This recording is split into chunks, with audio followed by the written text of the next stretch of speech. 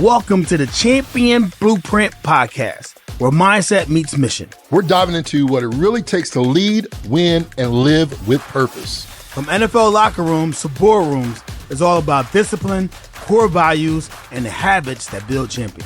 Whether you're leveling up in business, life, or leadership, this is your playbook. Champion your mindset. Champion your purpose. Let's go. Welcome, everybody, to Champion Blueprint, the podcast, where we're here to help you champion your mindset and your purpose in life and work. I'm George Rogers. I'm here with my co-host, Gary Brackett. And today, Gary, we're going to be diving into one of the things that can be seen as challenging. It can be seen as fearful. It can be seen as something that is exciting. It's all about the mentality, right? And that word is change, how to navigate through change in life and work.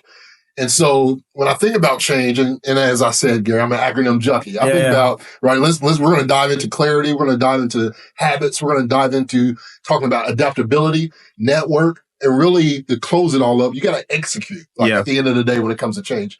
Talk a little bit about that. Like, what's on your mind when you think about change and the change that you've experienced in life from childhood to, teenager to going to college to a business and working, thriving in the NFL to now doing a life you've experienced a lot of change. What does that mean to you? Yeah, a tremendous amount of change. And I think one of the things that I fight personally is this mindset that I want peace and I want to have this chill, relaxed environment. But if you're not careful, you'll get too comfortable in your comfort zone, and then you start actually, not making any strides forward. But not only that, I believe you either grow or you die. Yeah. Right. So I think if you don't have this mentality that you're going to change, that you're going to get better, that you're going to grow, then you start dying. You start almost forgetting what you didn't, know. So I think whether it's in my personal life, whether it's business, whether it's with even my weight, right? Changes and fluctuations, I'm always mindful of those changes and making sure that, if they're going to be changes, I want them to be changes for the better. Right. So, I think about, I always say this, and it's kind of a challenge, like as leaders, when you're making change, a lot of times, whether it's with your employees or you're leading your family, right? That change is really what you embody. Like if you're embodying like change is difficult, the people around you are going to have that same mindset. If you're saying, man, this change is good and this is why we're going to be able to scale, we're going to be able to grow, we're going to be able to adapt. I think it's important.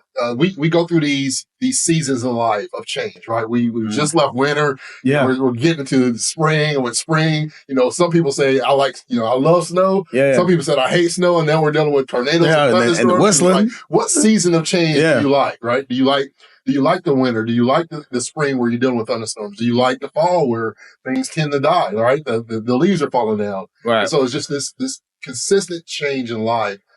Let's dive into clarity and just let's hit this and break these down in this acronym and the 5 points. Clarity, when it comes to clarity, and I think about clarity with any change, you got to be able to know where you're going, right? So it's that know to grow mindset.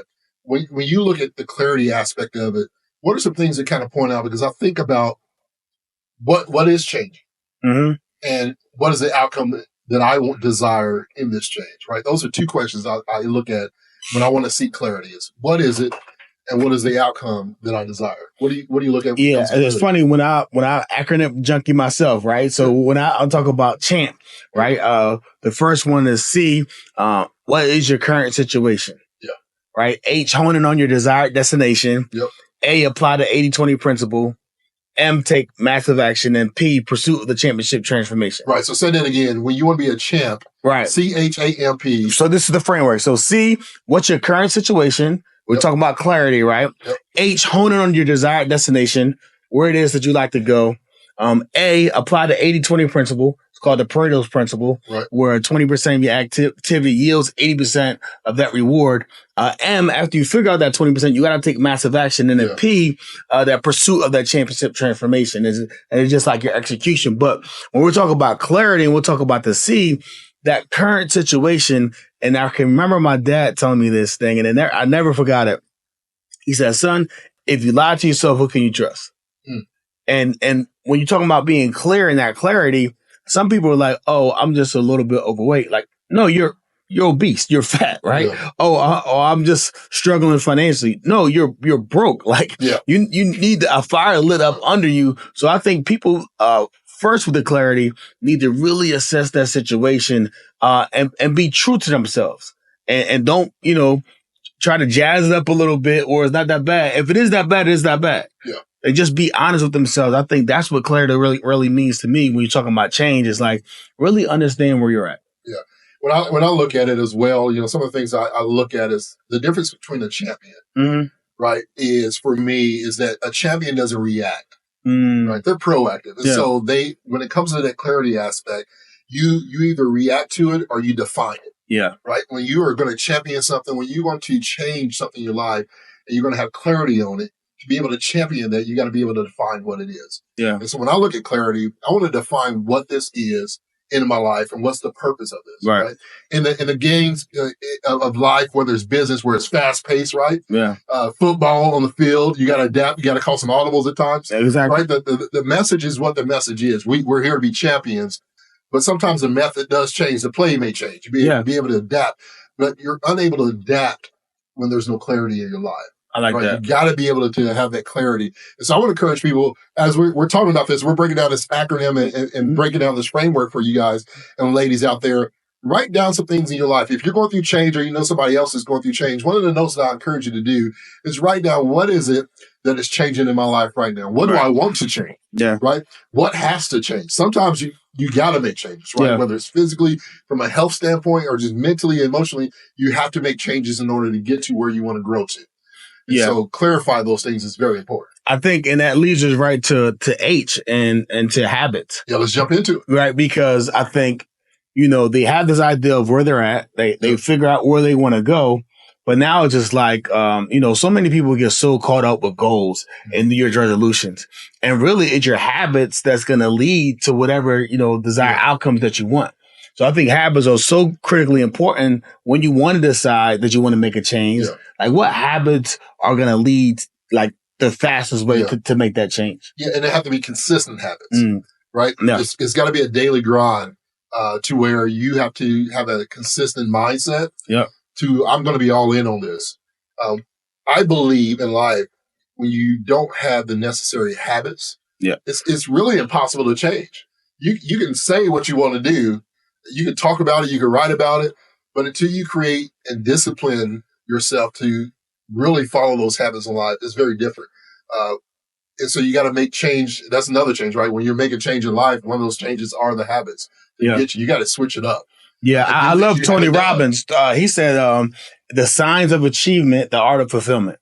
And when you're talking about, right, if you don't have those habits, you won't see those results. And that's exactly right. I mean, if you look at successful people's life and you read biographies, there is a blueprint on what they did to have the life that they had.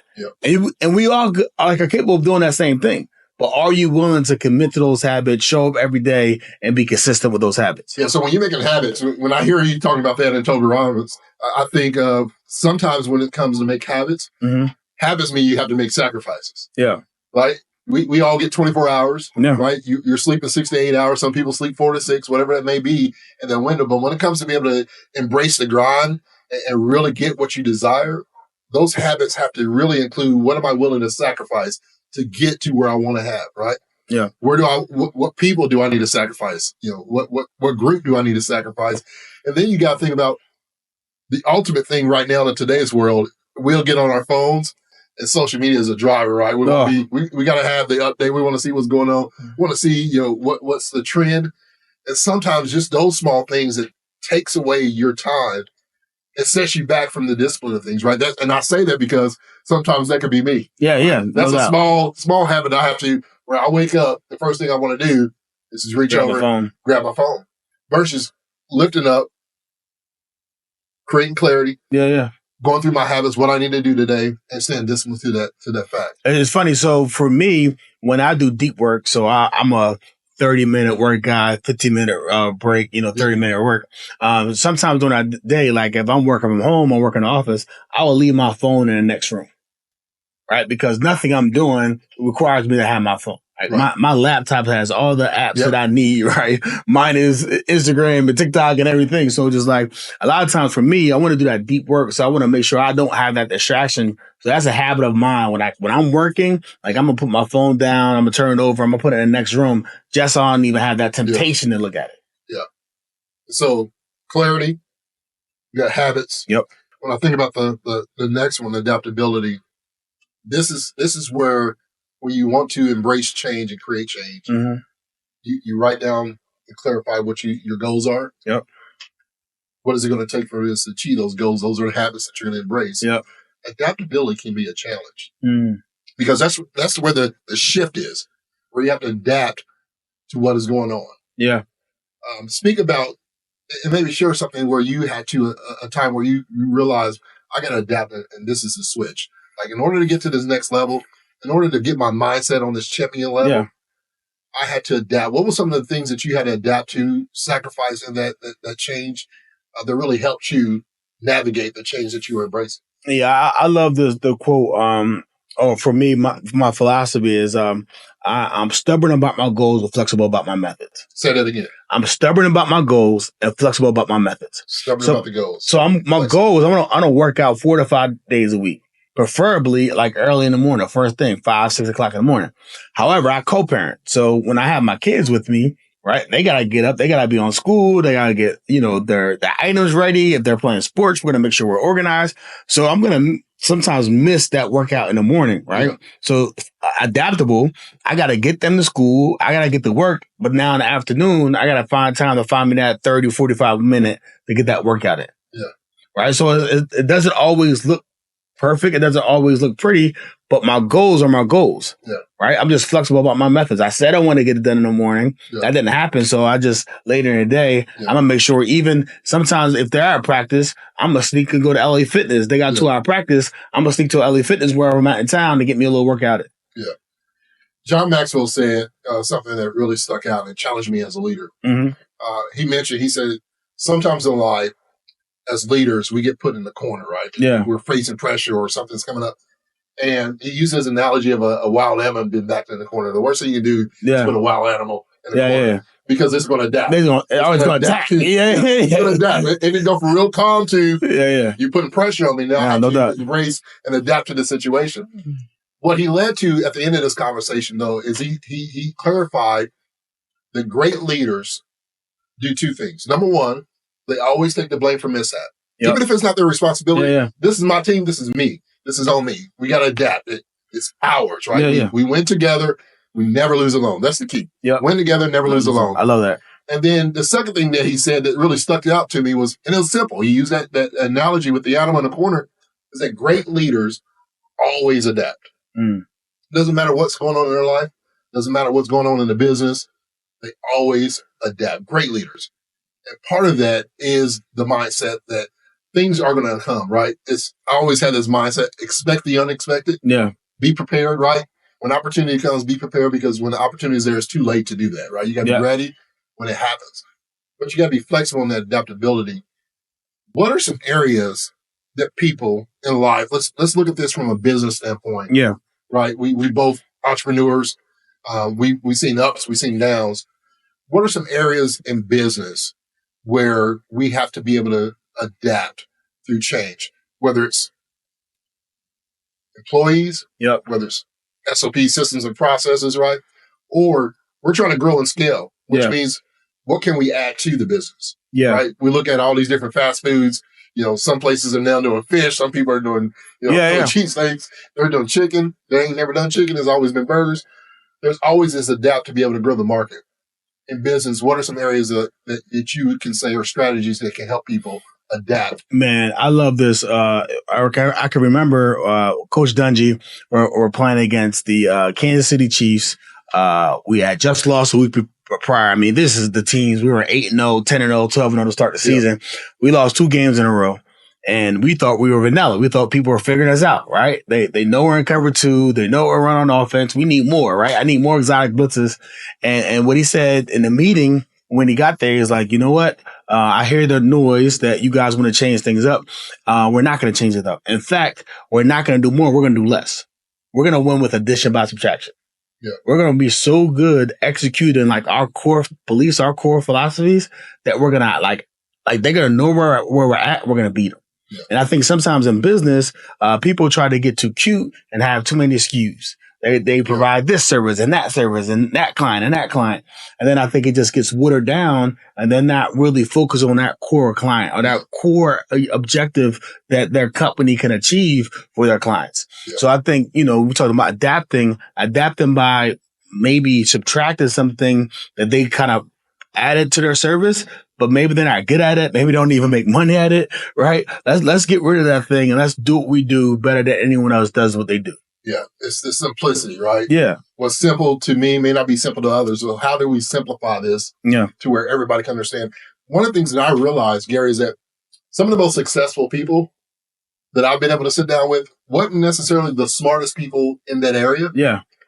They were the most adaptable people. Yeah. They were willing to adapt and make change, right? When nobody else. We can go all the way back. Let's look at Blockbusters. Yeah. Right? Blockbusters refused to adapt when was coming to the market. And because of that, they got left behind. And so if you're not able to adapt, if you're not willing, it's not being able. We're all able. If you're not willing to make that sacrifice and adapt, you will become the Blockbusters to the Netflix area. Yeah. No right? question. Here we are now. Netflix is doing live shows. Yeah. Right? They're growing the market. And so you got to be able to adapt. You don't have to be the smartest person in the room. You just got to be willing to make that mindset where I'm willing to adapt. And then it leads us to the next thing, right? We talked about clarity. We talked about habits, adaptability. Yeah. Now we're talking about N, which is network.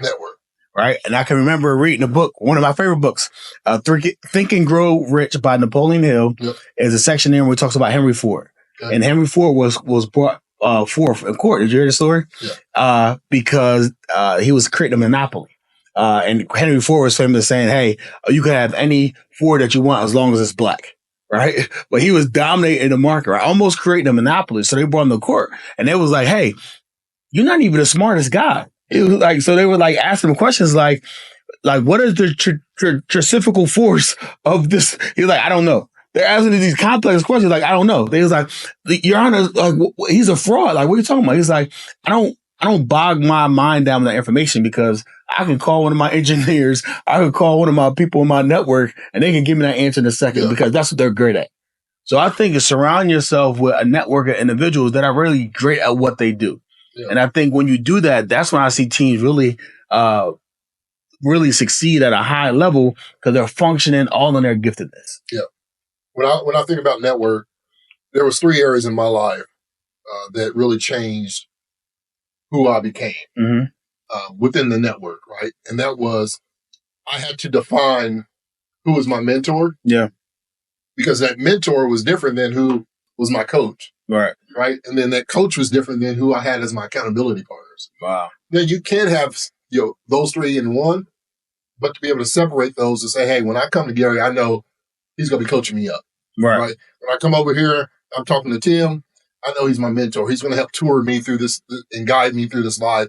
And then I just need an accountability partner where I can just tell everything that is about me, right? That personal. I know this person ain't going to judge me. I know this person ain't going to hold it against me.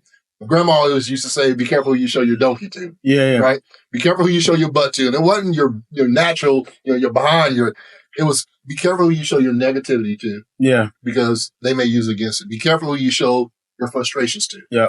Because they may see you as a failure. Be careful who you show certain emotions to in general. Right. Right? You got to be able to balance that. But you got to have one person that can see you for who you are without holding that up against you. And being able to have that network and those people in my life really gave me that consistency to be able to hold up and adapt and to create habits, right? And so my mentor gave me some ideas. Like, this is how you create some habits, right? My accountability partner held me accountable to some of those changes in life. And so when I think about network, that's where a lot of the sacrifice comes. I like that. Those who are with you now, it's like the elevation. First grade, I had a bunch of friends. Second grade, some friends moved, right? Third grade, I moved. Fourth grade, I had new friends, right? Fifth grade, who I was friends with in elementary looked different than who I was friends with in middle school. Man, that's so good. Who I was friends with in middle school was very limited and small when I went to high school. And when I left high school, I could count on my hand how many people I stayed in touch with. Yeah. Because my whole network had to change because my mindset changed on where I was going in life. Wow.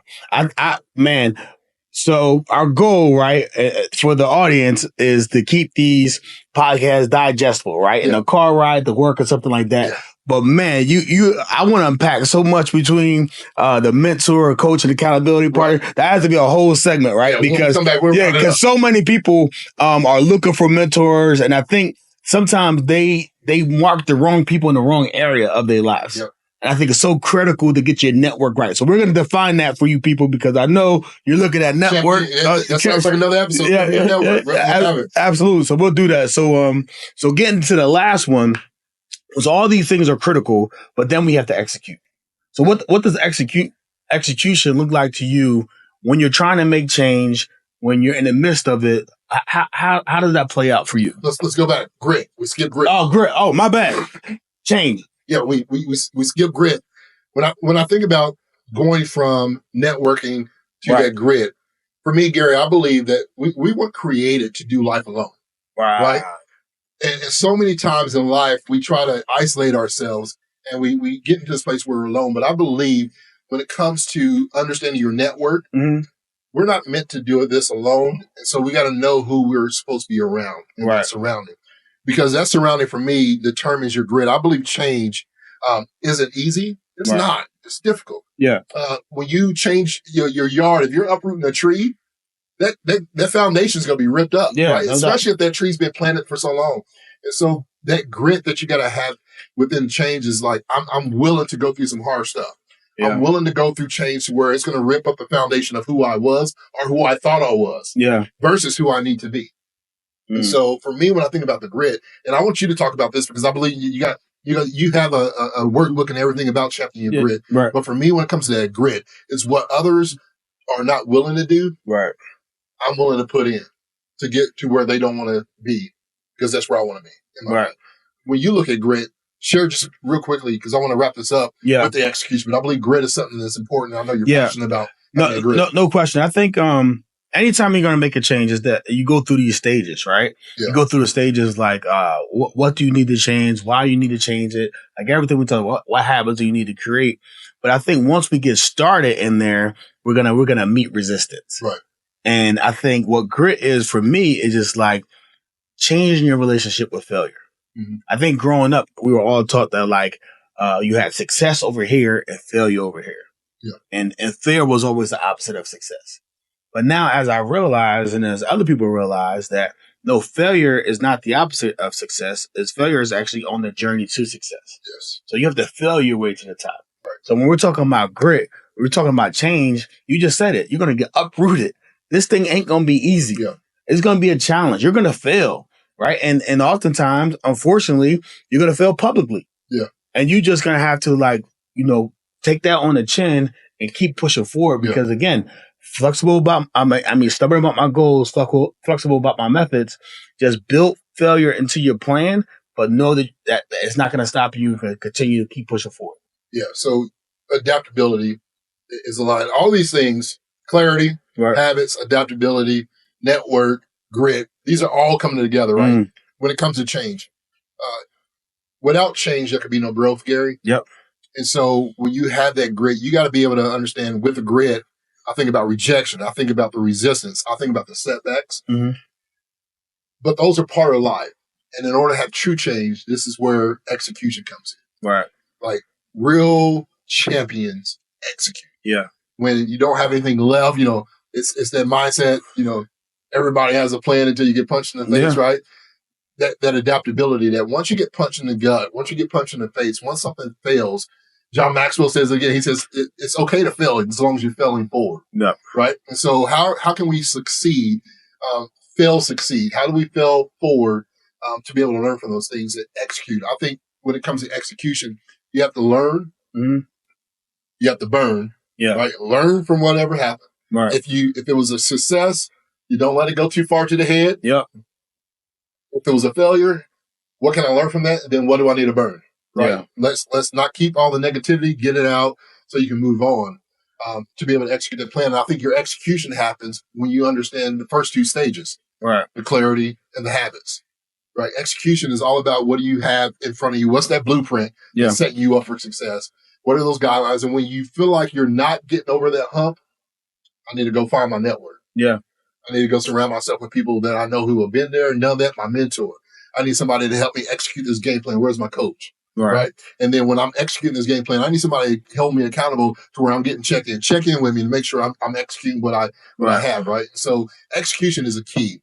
What's your take on this? And like when it comes to the execution part specifically in this framework, how do you do it within your daily life? What are 2 or 3 things that you have to execute in your daily life? You talk about waking up in the morning and working out. So here's the thing. I think most people, is like 84% of people don't have any goals, right? Wow. 13% of people have goals, but they're in their head.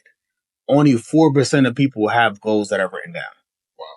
So when you're talking about execution, I'm talking about a daily book that you're looking at, that you're calculating your wins and losses for today. You talk about consistency, so you know exactly where you're at on every single day. So then you could dial it in or dial it back in. Hey, if my goal was to lose so much weight and my calories is this much for today, you got to look at your weekly caloric intake. Don't think, oh, I had a great week Monday through Friday, and then Saturday you got a cheat day, right? Yeah. It just blows everything up, right? So I think, so many people in life, tear things up after they did so much good. So I think it's about being consistent, writing it down, having goals, and constantly getting feedback and looking at that data and making decisions based off the information. Yeah. So here you have it, ladies and gentlemen. I appreciate you so much for joining us. In order to navigate through change, the blueprint is very simple. You got to have clarity. You got to create habits. You got to be adaptable. And you got to surround yourself with the right people. Your network is important. Then you got to have that grit. When things aren't going as according to plan, which is in life, you got to be able to adapt.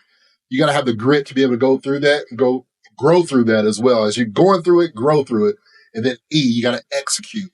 And so I want you to be encouraged. If you're going through change, if you know somebody that's going through change, this podcast episode can help them out.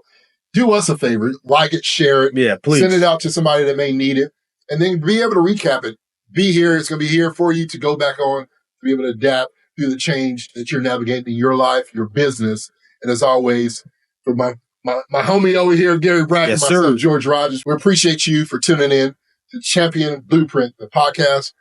My guy, Gary Brackett, yours truly, George Rogers. Till next time, remember to champion your mindset so that you can champion your purpose.